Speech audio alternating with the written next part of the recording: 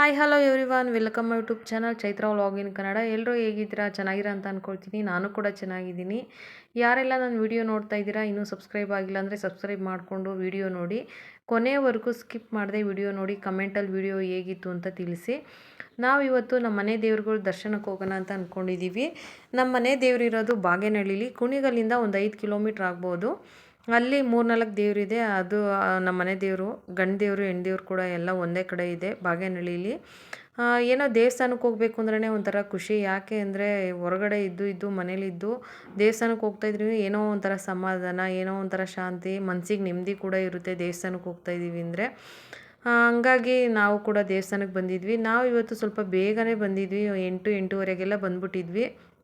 ಹಂಗಾಗಿ ದೇವಸ್ಥಾನ ಇನ್ನೂ ಯಾರೂ ಕೂಡ ಕ್ಲೀನ್ ಮಾಡಿರಲಿಲ್ಲ, ತೊಳೆದಿರಲಿಲ್ಲ. ನಾವೇನೇ ಎಲ್ಲ ತೊಳೆದು ಐನೋರು ಬರೋದ್ರೊಳಗಡೆ ರೆಡಿ ಮಾಡಿದ್ವಿ ದೇವಸ್ಥಾನದ ಹತ್ರ. ಈ ದೇವಸ್ಥಾನಕ್ಕೆ ಐನೋರಿಲ್ಲ, ಅಂದರೆ ನಾವೇ ಬಂದು ಪೂಜೆ ಮಾಡ್ಕೊಂಡು ಹೋಗಬೇಕು.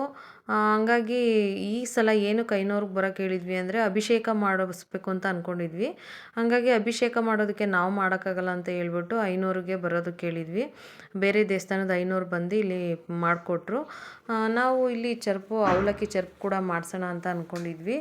ಈ ದೇವ್ರನ್ನ ಮಕ್ಕಳು ತಾಯಿ ಅಂತಲೇ ಹೇಳ್ಬೋದು. ಮಾರಮ್ಮ ದೇವರು ನಮಗೆ ಇಷ್ಟ ದೇವರು ಕೂಡ, ನಮ್ಮ ಮನೆ ಕಾಯೋ ದೈವ ಅಂತಲೇ ಹೇಳ್ಬೋದು, ನಮ್ಮಮ್ಮ ಅಂತಲೇ ಹೇಳ್ಬೋದು. ಮಾರಮ್ಮಂಗೆ ಮಕ್ಕಳು ದೇವರು ಏನಕ್ಕೆ ಅಂತಾರೆ ಅಂದರೆ, ಏನೇ ಮಕ್ಳಿಗೆ ಹುಷಾರಿಲ್ಲ ಅಂದರೂ, ಜ್ವರ ಬಂತು ಅಂದರೂ, ಕೆಮ್ಮು ನೆಗಡಿ ಏನೇ ಆದ್ರೂ ಈ ದೇವ್ರಿಗೆ ಬಂದು ಪೂಜೆ ಮಾಡಿಸ್ಕೊಂಡು ಹೋದರೆ ಕಮ್ಮಿ ಆಗುತ್ತೆ ಅನ್ನೋದು ನಮ್ಮ ನಂಬಿಕೆ. ನಮ್ಮ ಮಕ್ಕಳಿಗೂ ಹುಷಾರಿಲ್ಲ ಅಂದ್ರೂ ನಾವು ಪೂಜೆ ಮಾಡಿಸ್ಕೊಂಡು ಹೋಗ್ತೀವಿ. ನಾವೆಲ್ಲ ಪೂಜೆ ಎಲ್ಲ ರೆಡಿ ಮಾಡಿದ್ವಿ ಪೂಜೆಗೆಲ್ಲ. ಅದೇ ಐನೋರು ಬಂದು ಅಭಿಷೇಕ ಮಾಡಿಕೊಟ್ಟು ಸೀರೆ ಎಲ್ಲ ಉಡಿಸಿ, ನಾವು ಮಡ್ಲಕ್ಕಿ ಕೂಡ ಕೊಡೋಣ ಅಂದ್ಬಿಟ್ಟು ಮಡ್ಲಕ್ಕಿ ತೊಗೊಂಡು ಸೀರೆ ಕೂಡ ತೊಗೊಂಬಂದಿದ್ವಿ. ಐನೋರು ಸೀರೆ ಎಲ್ಲ ಉಡಿಸ್ಕೊಟ್ರು, ಅಭಿಷೇಕ ಮುಗಿಸಿ. ಫೈನಲಿ ಪೂಜೆ ಎಲ್ಲ ತುಂಬ ಚೆನ್ನಾಗಾಯಿತು. ಅಮ್ಮನವ್ರಿಗೆ ಹಸಿರು ಸೀರೆಲಂತೂ ಅಮ್ಮನವ್ರು ತುಂಬ ಚೆನ್ನಾಗಿ ಕಾಣ್ತಾಯಿದ್ರು ಮಾರಮ್ಮನವರು. ನೋಡಿ, ಪೂಜೆ ಅಂತೂ ತುಂಬ ಚೆನ್ನಾಗಾಯಿತು. ನಾವು ಬೇರೆ ಇನ್ನೂ 3-4 ದೇವಸ್ಥಾನಗಳ್ಗೆ ಹೋಗೋದಿತ್ತು, ಹಂಗಾಗಿ ಸ್ವಲ್ಪ ಪೂಜೆ ಬೇಗ ಮುಗಿಸ್ಕೊಟ್ರು. ಈ ದೇವ್ರಿಗೆ ಬೇರೆ ಏನೋ ಪ್ರಸಾದ ಇಡೋಂಗಿಲ್ಲ. ಈ ದೇವ್ರಿಗೆ ಮೊಸರನ್ನ ಅಂದರೆ ತುಂಬ ಇಷ್ಟ. ಹಂಗಾಗಿ ಬರೀ ಮೊಸರನ್ನ ಅಷ್ಟೇ ಇಟ್ಟು ಪೂಜೆ ಮಾಡಿಸ್ಕೊಂಡು ಹೋಗ್ತೀವಿ ನಾವು. ನೆಕ್ಸ್ಟು ಅಲ್ಲೇ ಪಕ್ಕದಲ್ಲೇ ಆಂಜನೇಯ ಸ್ವಾಮಿ ದೇವಸ್ಥಾನ ಇದೆ.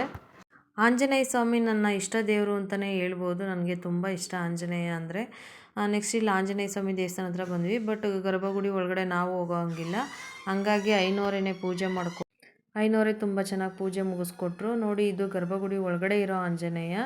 ಬಟ್ ಇಲ್ಲಿ ಆಚೆ ಏನಾದರೂ ಮೆರವಣಿಗೆ ಹೋಗ್ಬೇಕಂದ್ರೆ ತೊಗೊಂಡೋಗೋದಕ್ಕೆ ಅಂದ್ಬಿಟ್ಟು ಈ ವಿಗ್ರಹ ಇಟ್ಟಿದ್ದಾರೆ ಆಂಜನೇಯಂದು.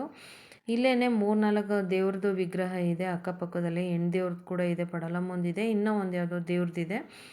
3-4 ವಿಗ್ರಹಕ್ಕೂ ತುಂಬ ಚೆನ್ನಾಗಿ ಸೀರೆ ಎಲ್ಲ ಉಡಿಸಿ ರೆಡಿ ಮಾಡಿಟ್ಟಿದ್ರು. ಇವಾಗ ಸ್ವಲ್ಪ ದಿನದ ಮುಂಚೆ ಈ ದೇವ್ರದ್ದು ಎಲ್ಲ ಮೆರವಣಿಗೆ ಹೋಗಿತ್ತಂತೆ, ಹಂಗಾಗಿ ತುಂಬ ಚೆನ್ನಾಗಿ ರೆಡಿ ಮಾಡಿಟ್ಟಿದ್ರು. ನಾವು ಇಲ್ಲಿ ಎಲ್ಲ ಪೂಜೆ ಮುಗಿಸ್ಕೊಂಡು ನೆಕ್ಸ್ಟು ಇಲ್ಲೇ ಪಕ್ಕದಲ್ಲೇ ಆಂಜನೇಯ ಸ್ವಾಮಿ ದೇವಸ್ಥಾನದ ಪಕ್ಕದಲ್ಲೇ ಲಕ್ಷ್ಮೀ ದೇವರಂತ ಇದೆ. ಆ ದೇವಸ್ಥಾನಕ್ಕೆ ಹೋಗೋಣ ಅಂತ ಅಂದ್ಬಿಟ್ಟು ಹೊರಟ್ವಿ. ನೋಡಿ, ಇಲ್ಲಿ ತುಂಬ ಅಂದರೆ ತುಂಬ ಪುಟ್ಟ ದೇವಸ್ಥಾನ ಇದು ಲಕ್ಷ್ಮೀ ದೇವ್ರದ್ದು. ಲಕ್ಷ್ಮೀ ದೇವ್ರಿಗೆ ತುಂಬ ಚೆನ್ನಾಗಿ ರೆಡಿ ಮಾಡಿದ್ರು ಇವತ್ತು. ಅಮ್ಮನವರು ಹಂಗೆ ಎದ್ದು ಬರ್ತಾರೇನೋ ಅನ್ನೋ ಕಾಣ್ತಿದ್ರು ಲಕ್ಷ್ಮೀ ಅಮ್ಮನವರು. ನೋಡಿ, ತುಂಬ ಅಂದರೆ ತುಂಬ ಚೆನ್ನಾಗಿ ಕಾಣ್ತಿದ್ರು, ತುಂಬ ಚೆನ್ನಾಗಿ ರೆಡಿ ಮಾಡಿದರು. ನಾವಿಲ್ಲಿ ಲಕ್ಷ್ಮೀ ದೇವ್ರಿಗೂ ಕೂಡ ಪೂಜೆ ಮುಗಿಸ್ಕೊಂಡು ನೆಕ್ಸ್ಟು ಇಲ್ಲಿ ಚೆನ್ನಿರಾಯ ಸ್ವಾಮಿ ದೇವಸ್ಥಾನ ಅಂತ ಇದೆ. ಬಾಗೇನಹಳ್ಳಿಲಿ ತುಂಬ ಫೇಮಸ್ ದೇವಸ್ಥಾನ ಅಂದರೆ ಚೆನ್ನಿಗರಾಯ ಸ್ವಾಮಿ ದೇವಸ್ಥಾನ. ಈ ದೇವಸ್ಥಾನದಲ್ಲಿ ವೈಕುಂಠ ಏಕಾದಶಿ ದಿನ ತುಂಬ ಅಂದರೆ ತುಂಬ ಗ್ರ್ಯಾಂಡಾಗಿ ಮಾಡ್ತಾರೆ ಫಂಕ್ಷನ್ನು. ಆವತ್ತು ದೇವ್ರು ನೋಡೋದಕ್ಕೆ ಒಂದು ಮನಸ್ಸಿಗೆ ಖುಷಿ, ಅಷ್ಟು ಚೆನ್ನಾಗಿ ರೆಡಿ ಮಾಡಿರ್ತಾರೆ. ತುಂಬ ದೂರದಿಂದ ಎಲ್ಲ ಬರ್ತಾರೆ ವೈಕುಂಠ ಏಕಾದಶಿ ದಿನ. ಅಂದರೆ ತುಂಬ ಗ್ರ್ಯಾಂಡಾಗಿ ಮಾಡ್ತಾರೆ. ದೇವರಿಗೆ ಅಲಂಕಾರ ಆಗಿರಲಿ, ಹೊರಗಡೆ ಆಗಿರಲಿ, ಊಟ ಆಗಿರಲಿ ತುಂಬ ಚೆನ್ನಾಗಿ ಮಾಡಿಸ್ತಾರೆ ಈ ದೇವಸ್ಥಾನದಲ್ಲಿ. ನಮ್ಮ ಮನೆ ಗಂಡು ದೇವರು ಅಂತಲೇ ಹೇಳ್ಬೋದು ಚೆನ್ನಿಗರಾಯ ಸ್ವಾಮಿ ದೇವಸ್ಥಾನ. ಇಲ್ಲಿ ಕೂಡ ಸಪ್ರೇಟ್ ಐನೋರಿದ್ದಾರೆ, ಈ ದೇವಸ್ಥಾನಕ್ಕೆ ಅಂತಲೇ ಬೇರೆ ಐನೋರಿದ್ದಾರೆ.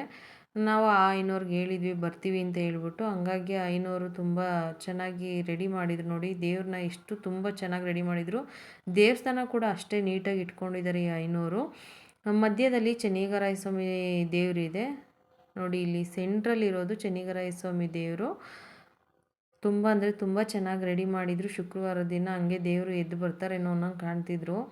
ಆ ಕಡೆ ಒಂದು ಕಡೆ ಗಣೇಶ ದೇವರಿದೆ, ಒಂದು ಕಡೆ ಈ ಕಡೆ ಲಕ್ಷ್ಮೀ ಅಮ್ಮನವರಿದ್ದಾರೆ. ನೋಡಿ, ಈ ಕಡೆ ಲಕ್ಷ್ಮೀ ಅಮ್ಮನವರಿದ್ದಾರೆ, ಆ ಕಡೆ ಗಣೇಶ ಇದೆ, ಮಧ್ಯದಲ್ಲಿ ಚೆನ್ನಿರಾಯ ಸ್ವಾಮಿ ದೇವಸ್ಥಾನ ಇದೆ.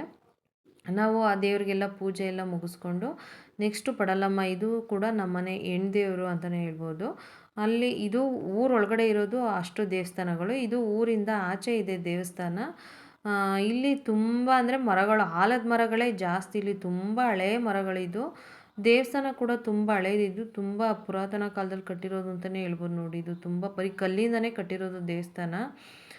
ತುಂಬ ಚೆನ್ನಾಗಿದೆ, ಆದರೆ ತುಂಬ ಹಳೆಯ ದೇವಸ್ಥಾನ ಇದು. ಬಟ್ ಇವಾಗ ಹೊಸ್ದಾಗಿ ಕಟ್ಟಬೇಕು ಅಂತ ಎಲ್ಲ ಪ್ಲ್ಯಾನ್ ಹಾಕಿದ್ದಾರೆ, ಕಟ್ತಾರೆ ಕೂಡ.